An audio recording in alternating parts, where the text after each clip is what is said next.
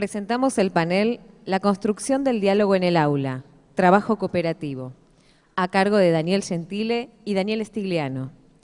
Daniel Gentile es profesor de Filosofía y Ciencias de la Educación, con orientación en Pastoral Juvenil por el Instituto del Profesorado Don Bosco. Licenciado en Educación por la Universidad Nacional de Quilmes, doctorado en Ciencias de la Educación en la Universidad Nacional de La Plata.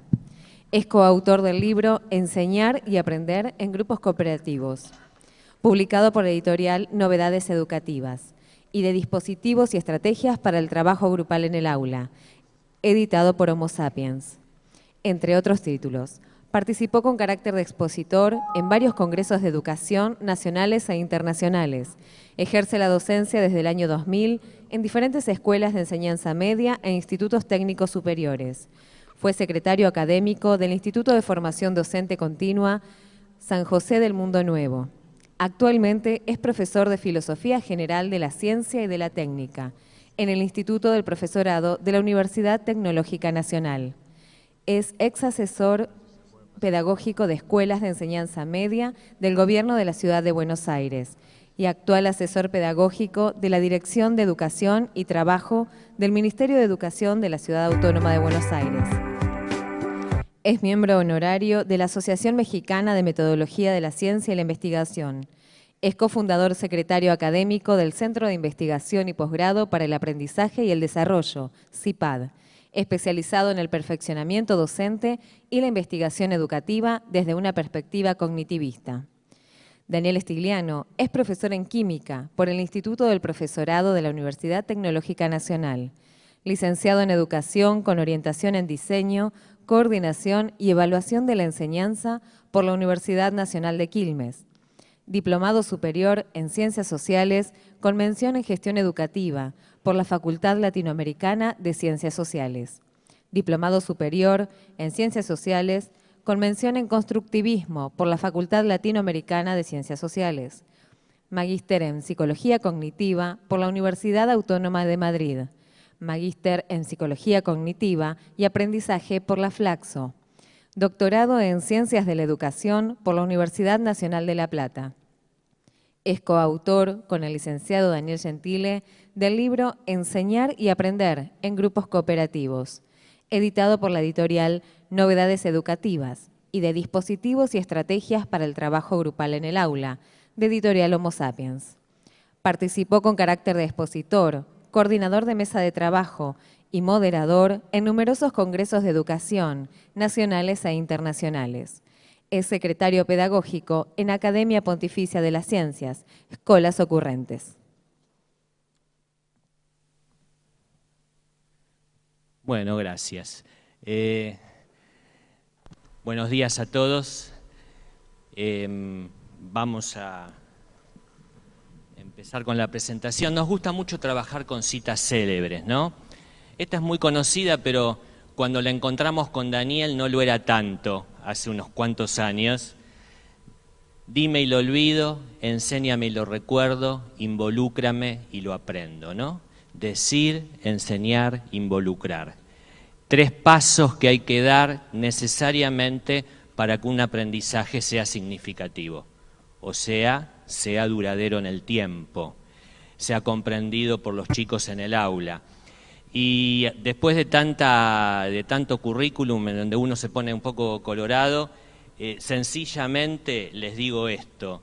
Cuando empezamos a trabajar con Daniel el tema del diálogo en el aula, la colaboración, la cooperación, fue hace unos 12 años en una escuela secundaria acá de la ciudad de Buenos Aires, donde yo era un rector joven, él era un profesor recién recibido, muy jovencito, con muchas ganas y con una preocupación que teníamos en un 5º año donde él daba filosofía, donde justamente no podíamos involucrar a los chicos y teníamos muchos problemas de convivencia. Me propuso arrancar en un camino de trabajo centrado en el diálogo, ¿no? Desde su formación, ahí nos pusimos a investigar y eso que escucharon por ahí, los 2 libros y todas nuestras idas y venidas con este tema, empiezan ahí. Así que lo que les vamos a decir, si bien tiene un marco teórico que fuimos construyendo con el tiempo, es más que nada una experiencia real vivida por nosotros. Así que esto me parece que un poco completa esa presentación y nos da pie para iniciar. Por las dudas, nos parecía mencionar algunos puntos de partida. La cooperación consiste en el trabajar juntos para alcanzar objetivos comunes, ¿no? Todos estamos acá, todos entendemos o usamos la palabra en diferentes momentos, de diferentes maneras, pero no todos entendemos o nos significa lo mismo. En algún punto nos parecía mencionar esto. Y también como punto de partida, pensando en la educación o en el educativo, el aprendizaje cooperativo es el empleo didáctico de grupos reducidos en que los alumnos trabajan para maximizar su propio aprendizaje de los demás. Un grupo que se lleve bien no siempre es un grupo y un posible aprendizaje cooperativo. El docente es el actor principal que trata de lograr que se forme, se geste y en un proceso educativo de enseñanza-aprendizaje que todo el mundo ya sabe, se genera un aprendizaje cooperativo. Y aquí hay que partir de esto. Uno hace una elección cuando planifica una clase y puede hacerla básicamente de dos maneras. Optar por un modelo organizativo de la clase individualista, que es el que está más asociado a la institución educativa tradicional, histórica, en donde probablemente lo que fomentemos a lo largo del tiempo, con ese trabajo centrado en el alumno, aislado de los demás, sea la competencia, a un modelo de organización cooperativo, en donde a la larga lo que vamos a ir es sembrando y cosechando colaboración y ya no competencia. Entonces, un poco desde esto partimos, de una manera de ver la clase, desde una manera de ver el grupo de clase y desde una manera de encarar la enseñanza. En función de esto, por ahí algunas cosas las vamos a ir acelerando, otras nos proponemos no decir, no comentar tanto, pero trataremos de respetar los tiempos para que después también otras personas nos continúen, nos sigan. Pero vamos a ver si funciona ahora.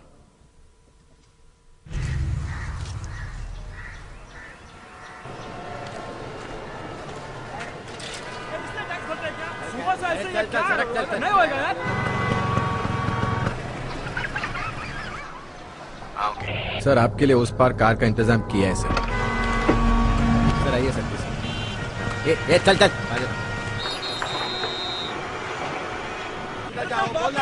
क्या बात करता है, क्या ऊपर से जाएगा, क्या ऊपर से जा जा।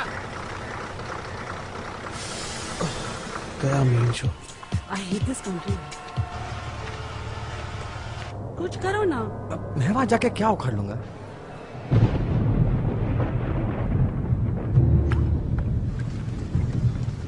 कैसी जाने बूंदे आई, जाने कैसा दर्द लाई, सामने क्या है ये तेरे, क्यों रुका है तू बता रे हो।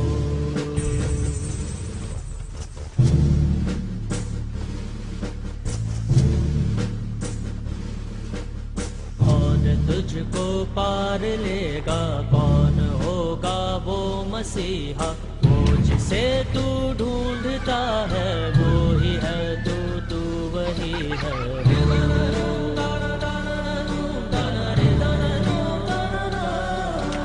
तुझ में तेरा रास्ता है, तुझ में तेरा है सहारा, तू ही तुझको पार लेगा, तू ही है तेरा किनारा।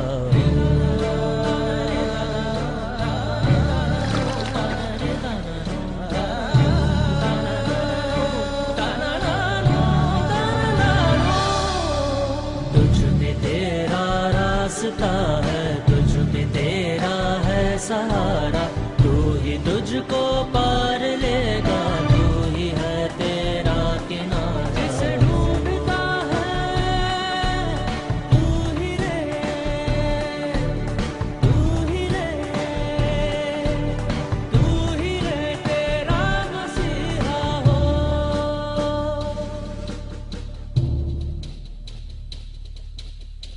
¿Puedo hacer una pregunta? ¿Se anima a levantar la mano las personas que se emocionaron? Mirá. Pensaba en los inundados, pensaba en los chicos. Yo también me emocioné, Me sigue renovando ese video.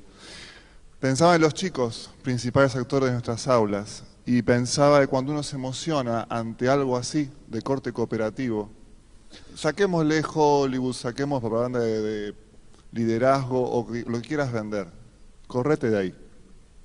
Si estás emocionado o emocionada, esa fuerza, esa energía, ese calorcito, lo podés transmitir y llevar ahora planificando, ahora pensando, ahora renovando las ganas para terminar el año de una manera, no sé si decir esperanzada. No quiero ser muy romántico, pero estas cosas ayudan, ¿sí? Lo que por ahí a veces pedimos, los docentes, y no solo eso está en los escritos, sino también entre colegas, es dejar que ocurra esta transmisión. Los chicos dirán de buena onda, nosotros diramos esperanzados porque somos educadores, de la energía por cooperar, ayudarnos, se puede mejorar, se puede cambiar. Es importante conectarse con las emociones para que sean motor de las cosas buenas que queremos hacer en el aula. Y hay veces que las cosas buenas salen de los chicos, y a veces que salen del peor chico o el chico con cara más zaparrastroso. Y a veces salen las peores condiciones, como muchas veces hemos visto en el colegio donde él fue rector, que el peor alumno en lo conductual era el que mejor y más ayudaba en las misiones a tal escuela, a tal lugar, era el más generoso, el más dado. Y en ese sentido ha aparecido un líder positivo, volviendo a la palabra de Alicia, que vale oro para la sociedad, para la escuela. Entonces, en esta charla, como por ahí en todo el congreso de los 3 días, que lamentablemente no pudimos venir antes porque no paramos nuestros trabajos, llevarse algo para la clase, llevarse algo para el cuatrimestre que está por cerrar, llevarse algo para el acto de fin de curso, llevarse algo desde lo que nos despierta, o una buena charla convincente como la de Alicia, o un video que nosotros accidentalmente le estamos mostrando y creemos está en consonancia con lo que queremos decirles. Justamente esta metáfora del árbol no es una metáfora de algo que ocurra en el aula, ocurre en lo social, en la calle, pero están presentes los 3 elementos básicos que tienen que darse para que un grupo cooperativo exista. Y eso lo podemos trasladar sencilla y tranquilamente al aula de la misma manera. Primero, y estos 3 elementos los plantea una autora que se llama Bárbara Rogoff, que dice, en primer lugar, tiene que existir una actividad organizada. ¿Cuál fue la actividad organizada ahí? El árbol que estaba interrumpiendo el paso y el trabajo de muchas personas para poder removerlo y volver a abrir el camino. Llevemos esto al aula, tenemos que plantear una actividad desafiante. ¿Qué es una actividad desafiante? Una actividad desafiante es una actividad que no se pueda resolver en un minuto, pero que tampoco sea imposible de resolver y que pueda ser resuelta por todos los miembros que están trabajando en el grupo, a partir de la puesta en común de los talentos, de las capacidades de cada uno. Y acá vamos marcando un camino. Vamos a ver, capaz aparece una diapositiva después, donde el trabajo en equipo, como lo hemos llamado toda la vida, tiene muy mala prensa y está muy desprestigiado, justamente porque es trabajo en equipo, no llega a ser trabajo cooperativo para que se dé el aprendizaje cooperativo. A veces, por ejemplo, porque la actividad que se propone no es una actividad desafiante. Sentarse de a 4 y leer un capítulo de un libro no es una actividad desafiante. Y ahí ya desvalorizamos el valor que tiene el trabajo grupal. Por ejemplo, segundo elemento que está presente, tiene que haber una participación guiada. Alguien tiene que liderar el grupo. Y ahí volvemos a los conceptos, o nos conectamos con los conceptos que nos daba Alicia hace un rato. Y no necesariamente el líder es el maestro, por supuesto debe serlo, pero también puede ser líder uno de los miembros del grupo. Y acá queda clarísimo que un niñito pequeñito así logró movilizar a un montón de gente que andaba por la calle ante una situación emergente. O sea, que el aprendizaje cooperativo también es un dispositivo didáctico que permite encauzar liderazgos, entre otras cosas. Y el tercer elemento que dice Rogoff es la apropiación participativa. Si uno no se apropia del grupo, no se pone la camiseta del grupo, tampoco estamos hablando de aprendizaje cooperativo, de aprendizaje grupal cooperativo. Fíjense que nadie se conocía en la calle, pero la última escena del video están todos juntitos atrás del nene. Seguramente ahí, toda esta gente que no se conocía, a partir de esa actividad que fue común y que fue liderada por el pequeñito, empezaron a conocerse y se fueron todos con un aprendizaje para la vida. Lo mismo tiene que pasar en el aula. Y ojo, que esto no significa que todo el mundo se comprometa, siempre alguno se va a quedar afuera. Por ahí estaba el policía que ni se enteró de que llovía, estaba durmiendo ahí en el patrullero, ¿no? Bueno, así que un poco esta es la base de este dispositivo didáctico que nosotros venimos trabajando hace un tiempo. Lo vamos a tener que contar, me parece. ¿Lo cuento yo? Bueno, es una historieta de Quino, se las cuento porque no está muy nítida. Hay un manzano con una manzana madurita, ¿no? Y un señor adulto la quiere agarrar y hace 20.000 intentos que no le dan resultado. Se trepa al tronco, golpea al árbol, salta, le da patadas al árbol y de repente llega un nene chiquito que también ve la manzana, se quiere quedar con ella y ¿qué hace? Lo abraza al árbol, tiene como otra técnica, ¿no? Distinta a la del adulto.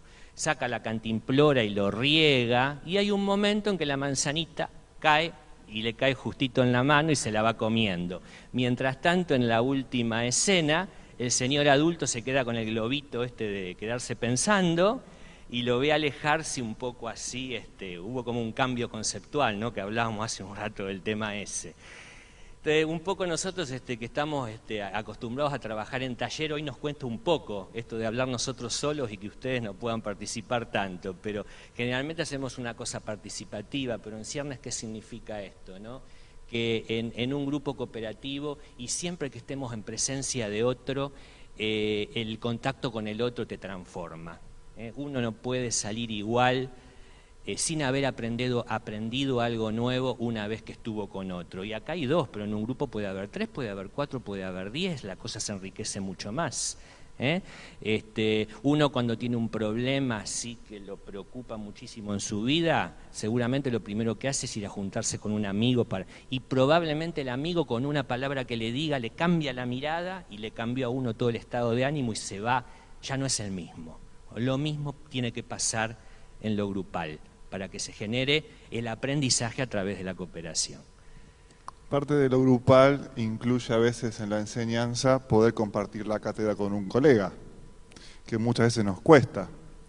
Parte de lo grupal remite a, dentro de la heterogeneidad del aula, remite a respetar los diferentes tiempos de los chicos. Este adulto estaba apurado, por ahí estaba apurado por el cierre del trimestre, por ahí estaba apurado para calificar si pasaba o no a segundo o tercer año el chico. Viene otro con otro paradigma, con otro estilo.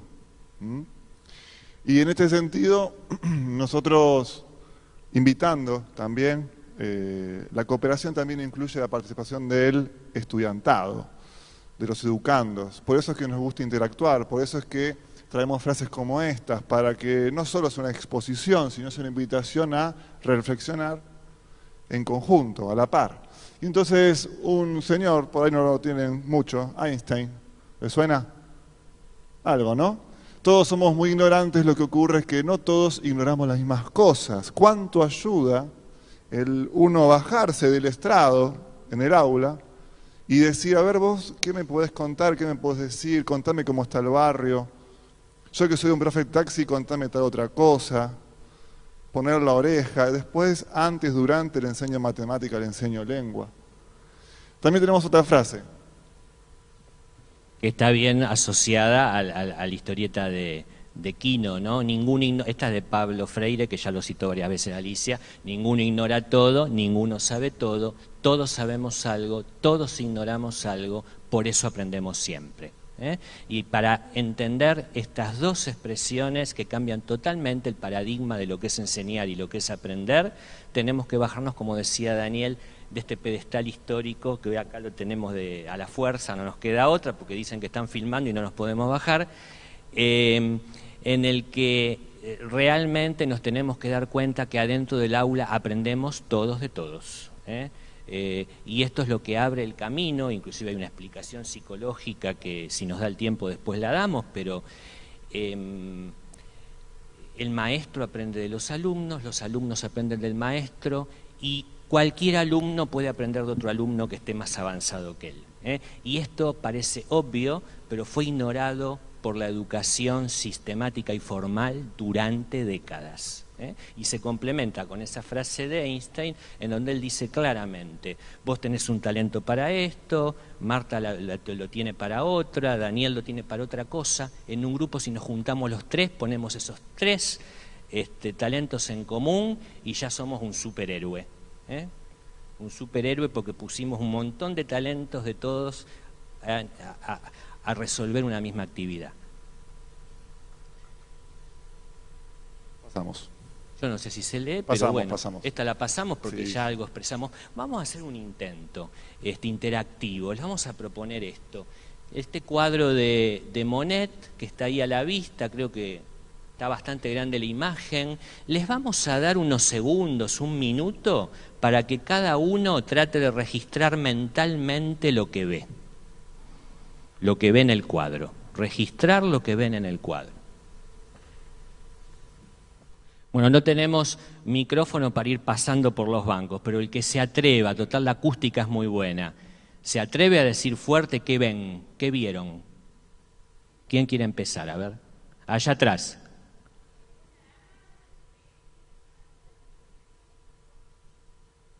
Una dama de frente y de espalda. Gente y copas. ¿Qué más?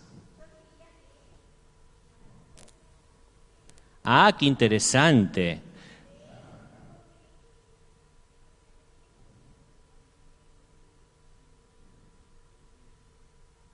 Ajá.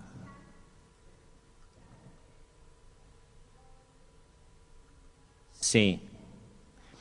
Quiere decir que usted piensa que está el espejo y lo que vemos de espalda es la misma señora que está de frente. ¿Alguien opina algo distinto? ¿Allá? Para usted es otra persona. Bueno, acá tenemos dos miradas entonces. Alguien que dice que hay un espejo o algunos que dicen que hay un espejo y se ve reflejada la espalda de la bartender y por allá nos dicen que no hay un espejo, que son dos bartenders diferentes. Ahora, ¿cómo cada parte fundamenta esto? A ver. Ajá. ¿Y eso qué significa que esté el hombre ahí? Claro, si no nos estaría tapando a esta señora, dice usted. A ver, y otro que sostenga con alguna hipótesis la otra posición, la del espejo. ¿Cómo? Una pintura que sea. ¿Y allá la señora?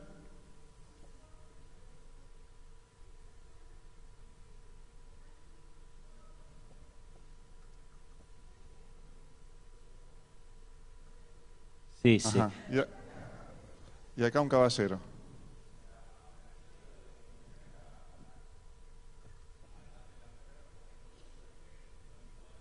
Ajá. Ajá. Bueno, tenemos que ser sinceros. Podríamos seguir el debate, pero se iba poniendo lindo, ¿no? En una de esas nos llegábamos a pelear un poco, que esa es la idea cuando lo hacemos con más tiempo. Pero, ¿alguien puede negar que todos miramos lo mismo? ¿Alguien puede decir que hemos visto cosas distintas? ¿Qué pasará que mirando todos lo mismo no todos vemos lo mismo, ¿no? Perdonen el juego de palabras. Y por otro lado, ¿qué posibilidad está de ir argumentando las posiciones de cada mirada? Y qué posibilidad, y qué bueno que haya alguien, en este caso Daniel y yo, aunque fue una experiencia de pocos minutos, que podamos ir coordinando ese diálogo que se comienza a dar, que comienza a construir y que seguramente, no sé si llega a la verdad, pero va a llegar a una aproximación en algún momento. Tenemos que ser sinceros, Monet lo hizo a propósito, jugó con las leyes de la física para que parezca las dos cosas, ¿no? Pero evidentemente con esto intentamos explicar que este mecanismo, que en definitiva lo que va generando es un conflicto, lo que se llamaría socialmente un conflicto, se debe a que todos cuando miramos una misma cosa tenemos una mirada distinta y una explicación distinta. Esto es más para Daniel, que es más filósofo que yo, explicar esta diferencia entre estas dos palabras, ¿no? Lo primero que quiero resaltar es cómo se sintieron viéndose en la pantalla. Salieron bien, casi en primer plano. Es otra demostración de compartir y poner esto en un sentido más horizontal. Nosotros tenemos, indefectiblemente, vamos construyendo significados sobre las cosas que nos pasan y sobre los conceptos o palabras que utilizamos. No hace falta que nos pongamos con los franceses y con los lingüistas. Pero, sencillamente, hay significados tan particulares donde uno ve cosas, pero lo traduce, lo que ve, lo que experimenta de manera distinta. Yo puedo estar viendo desde el colectivo una pareja saludándose afectuosamente, románticamente, vamos a usar vuelta la palabra, por no decir con mucha pasión, y yo puedo ver ahí, no sé, un aniversario, una reconciliación, el que está al lado mío en el colectivo ve otra cosa, lo traduce de otra cosa, y a su pareja que está al lado le dice, ay, mirá, están a punto de pelearse. Sea como fuere, esto se ve constantemente, uno va a ver una película, Revancha, la última que Intensamente, que está genial para psicología y para las aulas, y tenés diferentes respuestas, ¿o no? Y no vayas a verla porque es malísima y uno va y le gusta.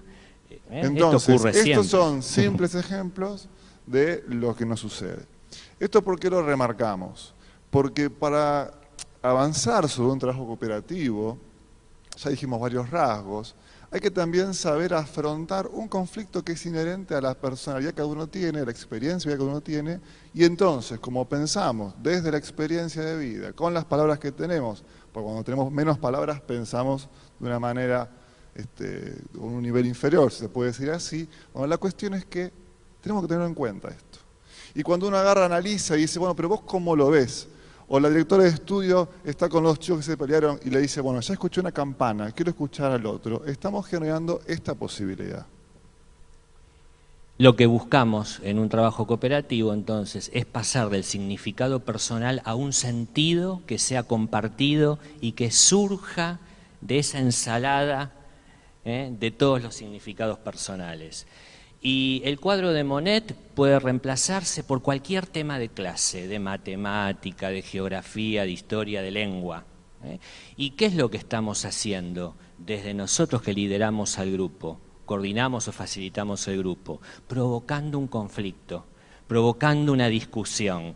O sea que la palabra conflicto y la palabra discusión empiezan a adoptar un sentido, una connotación positiva.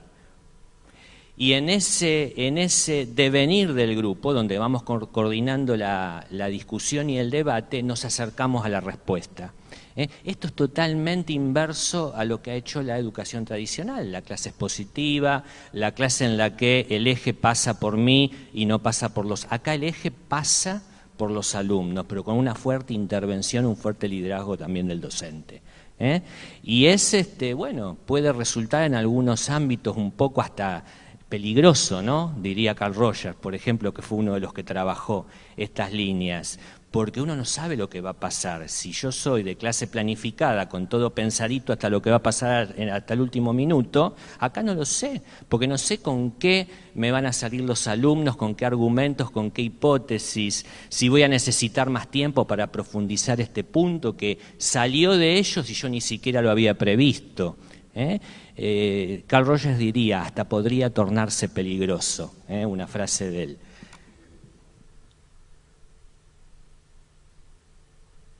Bueno, un poco esto era para explicar el conflicto, pero ya Daniel... Sí, habían pasado unas imágenes de sillas, muy...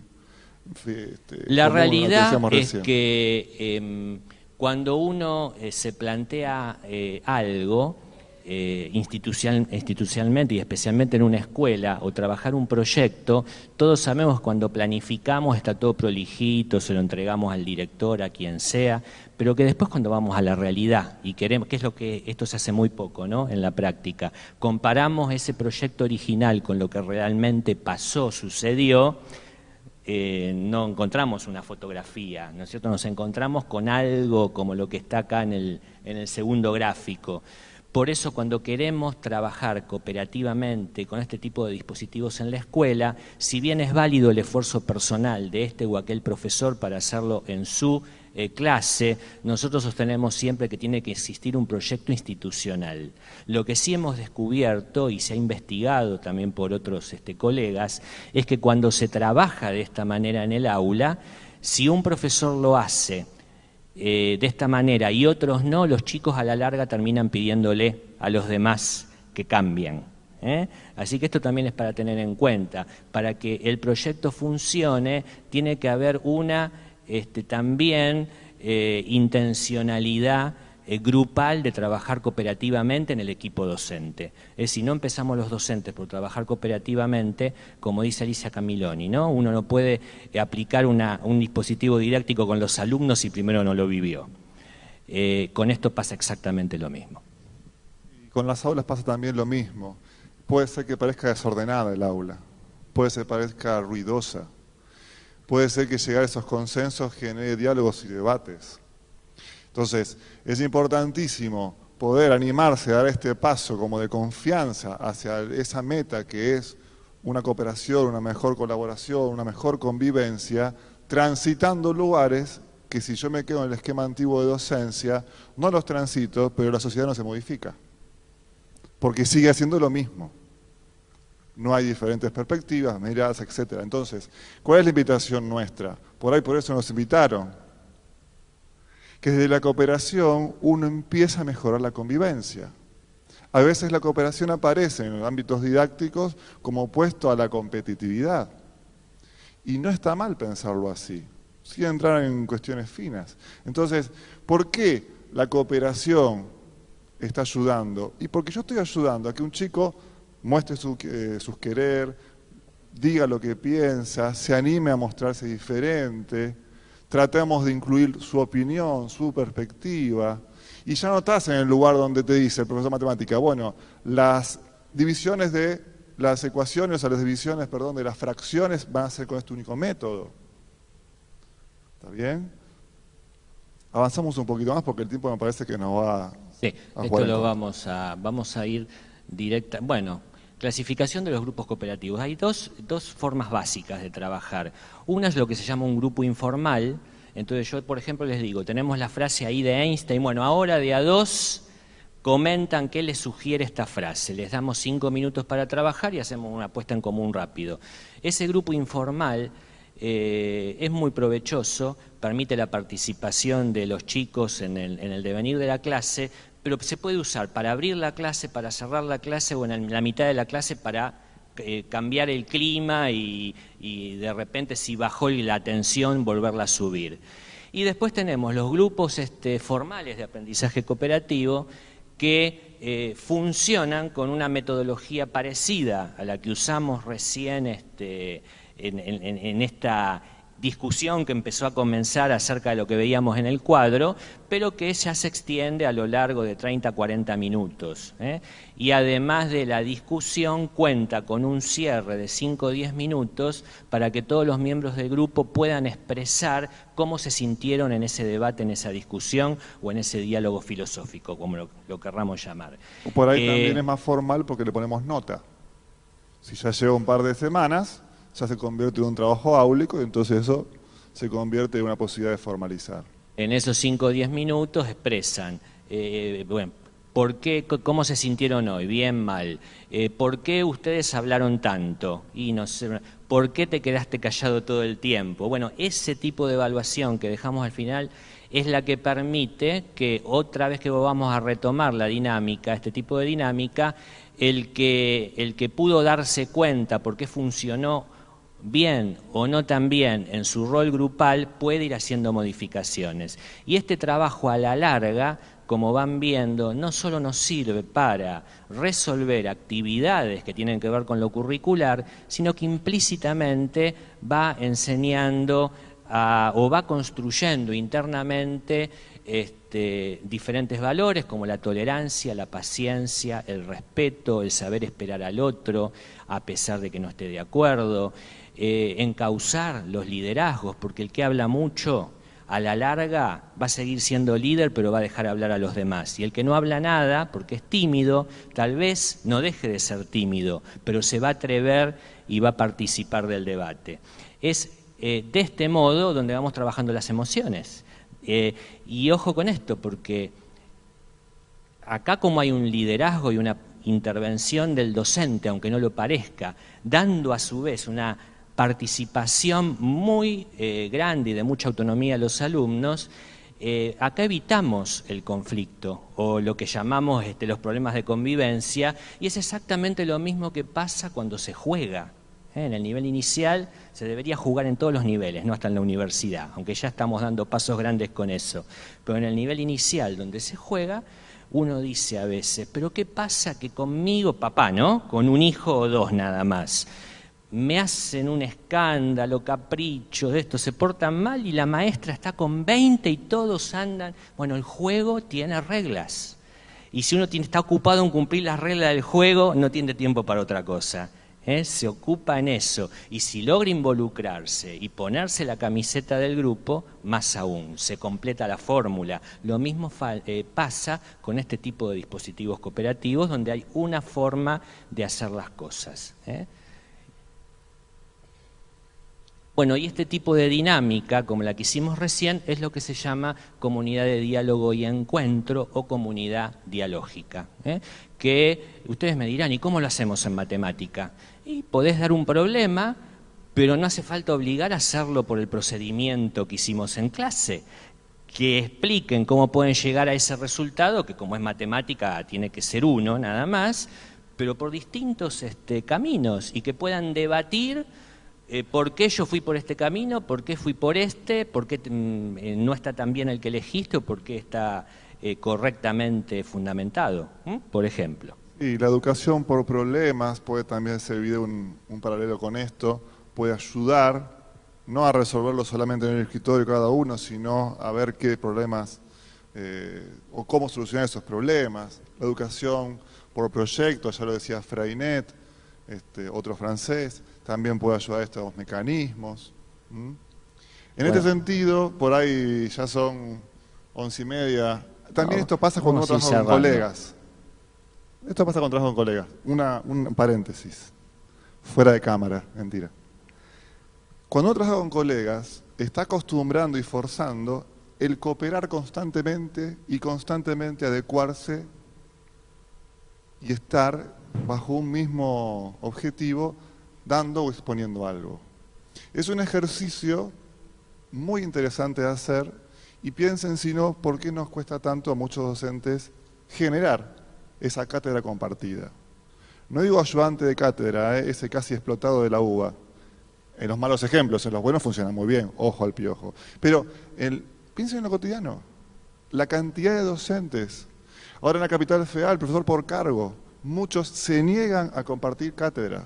Y tenés al docente dispuesto, disponible, pago, tiempo de ahí. El otro no quiere que entre, este no quiere entrar, yo lo doy así, yo lo doy asá. ¿Está bien? Entonces, me gustaría como que se vayan con estas cosas, que parecen hechas o accidentalmente somos dos porque somos dos, y que tiene todo un trasfondo, un tanto reflexionado, yo de la filosofía, de la psicología, y bueno, y me parecía mencionarlo también. Bueno, y como para ir redondeando, 4 razones, no sé si los vamos a convencer, pero 4 razones que pueden fundamentar el uso del aprendizaje cooperativo en el aula, ¿no? La primera, el andamiaje.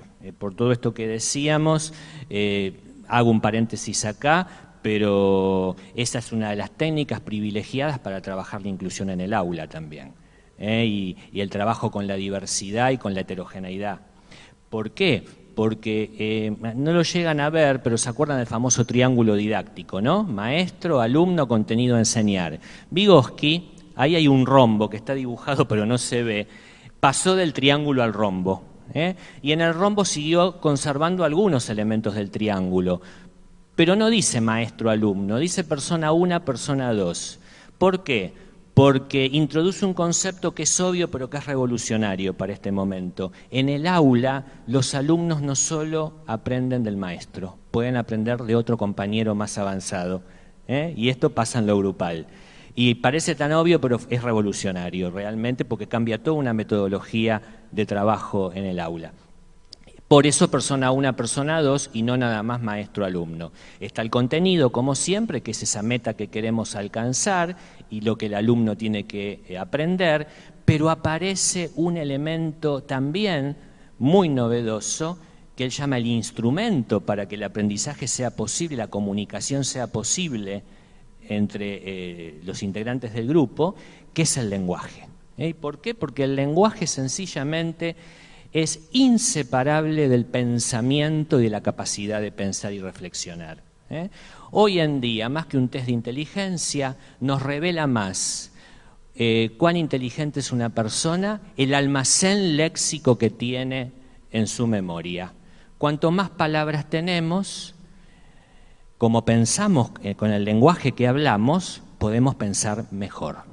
Entonces, piensen ustedes, nosotros a veces damos algunos ejemplos de cifras, que hoy los vamos a pasar, pero para que tengan una idea, cuando los chicos terminan la salita de 5, tienen un vocabulario que puede alcanzar las 13.000, 14.000 palabras. Y un egresado universitario puede llegar a tener un almacén léxico de 160.000 palabras.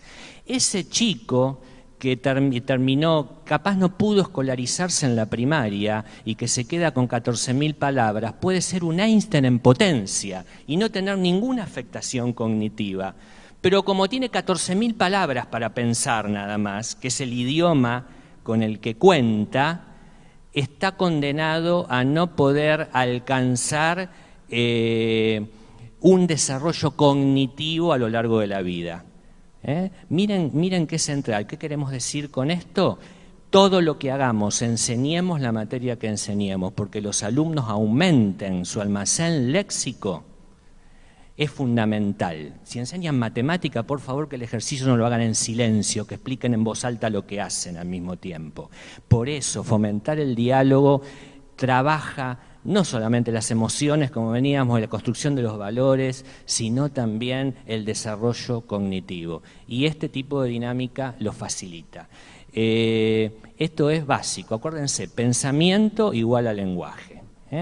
Y bueno, podríamos decir mucho más, pero nosotros hemos experimentado, y ojo, autocrítica, no nos quejemos después, no pueden argumentar, no pueden defender una posición. Veamos qué fue pasando a lo largo de los años de escolarización, que llegan a 5º año y no saben hablar. Algo pasó. ¿Qué serán? Los grupos numerosos. Yo cuando iba, estoy un poco viejito ya, pero nos tomaban oral todos los profesores. No se hace más ya. Y será porque los grupos numerosos, la masividad, es más fácil escribir y corregir lo escrito, no sé por qué. Son caminos abiertos para la investigación. Pero bueno, reflexionemos sobre estas cosas, ¿no? En este sentido, Alicia nos mostraba el grado bajísimo de terminalidad que tiene nivel medio. Esto engancha con estos números que mencionaba Daniel, ¿sí? Y con respecto a lo ideológico, antes hablábamos con Marta ahí de parados al costado, mencionaste a Sócrates, sin duda lo he leído y es para mí un referente. Por ahí la palabra alumno en ese rombo, que en el punto 1 mostraba Daniel, con toda la carga etimológica, como aquel que no tiene luz, no sé si lo conocen esta idea, ¿no? Alumno, ¿bien? Podríamos pensar en un educando, u otra persona, u otro estudiante. Primera aclaración. Segunda aclaración, cuando hablamos de algo desafiante, algo conflictivo, ya lo dijo Daniel, saquémosle la acepción negativa, piensen si no, para tirar a otro autor que está a favor de esto, en el conflicto cognitivo de Piaget. Y de ahí al conflicto sociocognitivo ya llegamos acá de vuelta. ¿Está bien? Entonces es importantísimo no solo recuperar lo que hemos estudiado en los profesorados y demás si estamos leyendo, sino que también aporta a nuestro almacén léxico, sino también encontrar estos fundamentos de esta práctica, lo importante que es.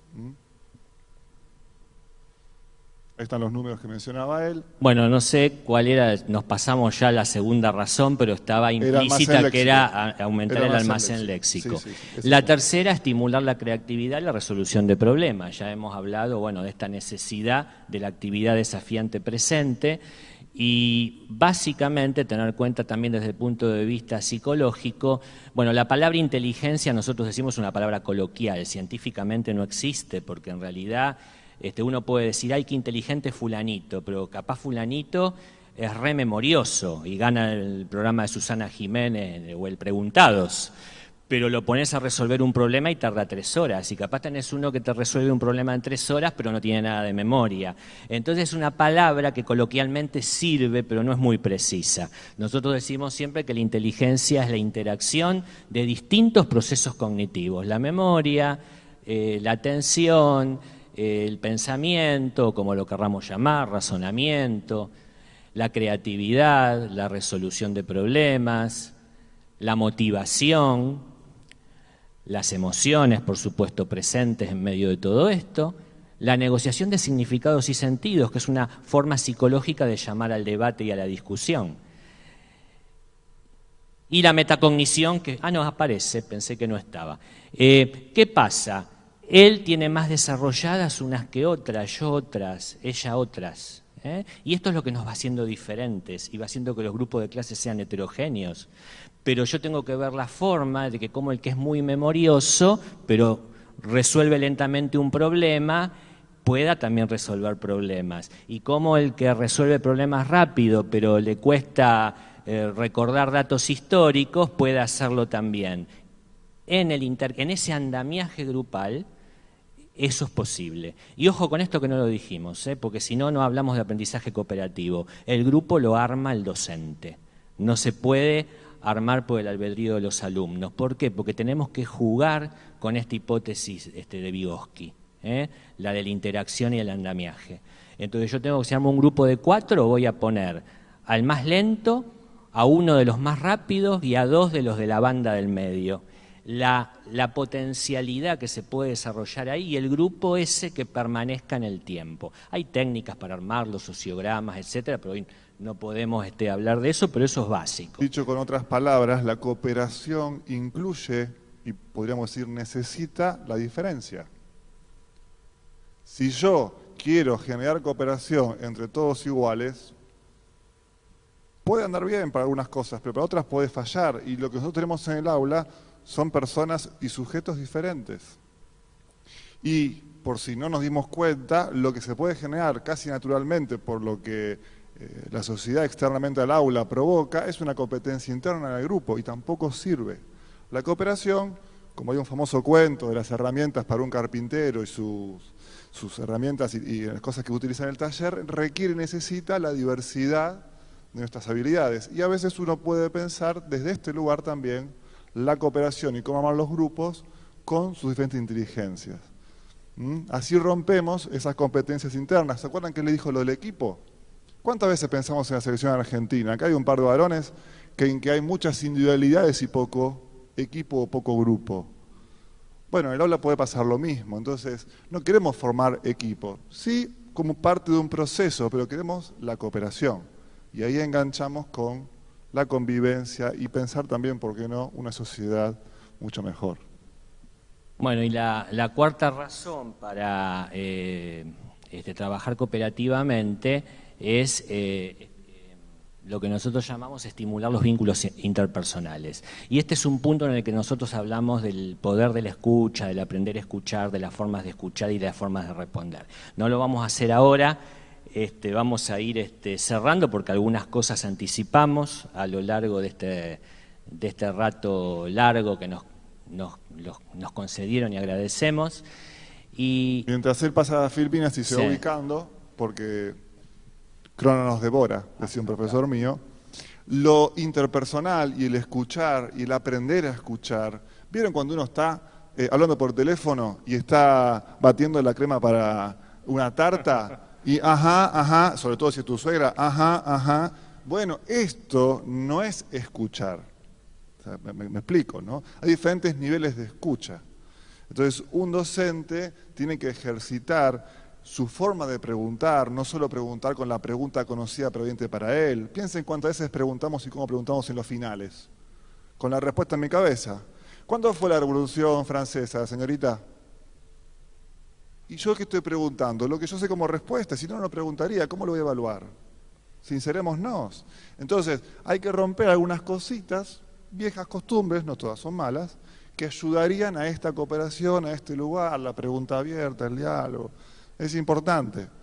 Y nosotros hemos pasado por varias experiencias donde son cosas, la verdad, situaciones, inclusive después relaciones muy lindas, muy humanas. Bueno, estábamos acá con una imagen, no, que no era esta, es esta. Nosotros apostamos siempre a la imagen del camino, ¿no? A la metáfora del camino. Es una imagen genial porque nosotros estamos situados acá en la base. La foto misma, si nosotros pudiéramos entrar en la foto, no nos permite volver para atrás, no nos queda otra que ir para adelante. El camino, lo bueno del camino es que no estamos solos, estamos con otros. En ese camino, los otros van a ir haciendo interpretaciones diferentes a veces a la nuestra. Yo capaz al arbolito ese que está a la derecha lo uso para sentarme abajo del tronco y tener sombra, y otro capaz que va conmigo se quiere trepar para ver qué hay más adelante que no puede ver el horizonte. Y puede ser que nos peleamos porque no haya lugar para los dos ahí, que se suscite un conflicto, pero vamos caminando con otros. Y otro riesgo del camino es que como no podemos ver el horizonte, nos dé un poco de miedo y no avancemos, porque el miedo hace eso, paraliza. Nosotros siempre decimos que en el cambio en la escuela, en el salto de paradigmas a nuevos paradigmas, lo que tenemos que hacer es tomar esta imagen esperanzadoramente, con esta fe utópica, ¿no? Como se llamaba el autor que nos contabas recién, que nos permite ir para adelante, y que los docentes tenemos, y avanzar, probar, equivocarnos, pero seguir avanzando, y no paralizarnos pensando que nada es posible en la situación que estamos viviendo. Si todos decimos no se puede, cerremos las escuelas, nos dedicamos a otra cosa. Así que bueno, es una invitación, y sea cual sea la forma que nos sintamos, siempre caer en el camino lindo, ¿no? En el que nos lleve para adelante. Dice un cantante o cantautor, se hace camino del andar, ¿no? ¿La conocen esa? Busca, Daniel, esta frase para cerrar, de un autor también alemán, para mensaje, para llevarnos, para copiar, para googlear. Enseñar es más difícil que aprender, porque lo que enseñar exige es esto, permitir que se aprenda. Cuando uno enseña sin entrar en diálogo, sin ver el auditorio, sin ver si la chica rubia saca foto o no saca foto, no estoy atento a eso. ¿Cuántos docentes replican clases de acá para allá y los grupos son muy diferentes? Entonces, Heidegger, que puede ser un autor que se lo puede criticar en muchos aspectos, en esto me parece que fue muy correcto, hay que permitir que se aprenda. ¿Está? Y si alguien me dice acá, espera, no te vayas, tengo una pregunta, permito que en este intercambio yo trato de responder lo que vos tenés como inquietud para aprender. Y si alguien me dice, ¿por qué no tengo el teléfono de la chica rubia? Déjame que lo copie y te dejo un segundo más. ¿Sabés la cantidad de recreos que perdimos así? Un montón, porque ahí es donde está el interés y se dio algo que se supera, trasciende los tiempos y a veces también, ¿por qué no?, los lugares. ¿Tá? Así que nada, esta invitación, y de mi parte muy agradecido por su atención. Bueno, si se quedan con ganas de leer algo más, hay una Biblia, digo yo entre comillas, del aprendizaje cooperativo, que ya tiene algunos años, que es de unos autores norteamericanos, Johnson y Johnson.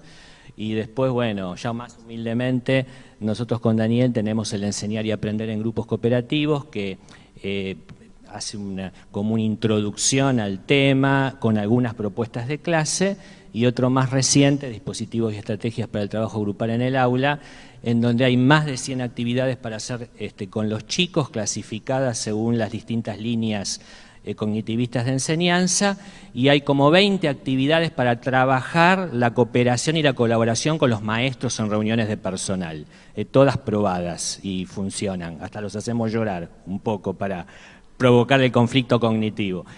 Bueno, así que bueno, una forma también de compartir nosotros con todos los colegas la experiencia que fuimos desarrollando a lo largo de estos 12, 13 años. Así que muchas gracias, a FEPA y a ustedes. Gracias.